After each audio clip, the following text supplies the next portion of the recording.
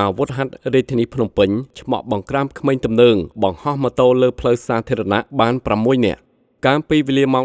12:10 នាទីថ្ងៃទី 29 ខែវិច្ឆិកាឆ្នាំ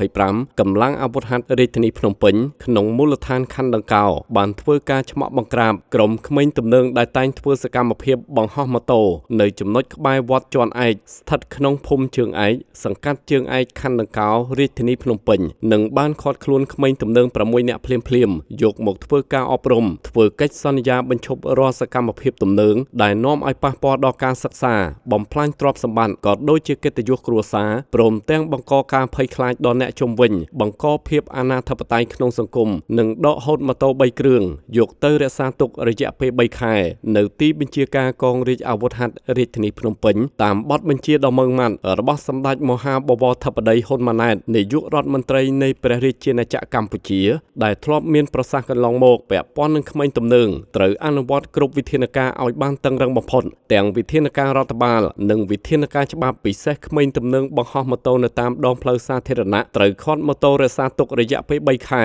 ចំពោះការប្រព្រឹត្តលើកទី1 6ខែប្រសិនបើមិនរាងចាលនៅតែប្រព្រឹត្តលើកទី2បន្តទៀត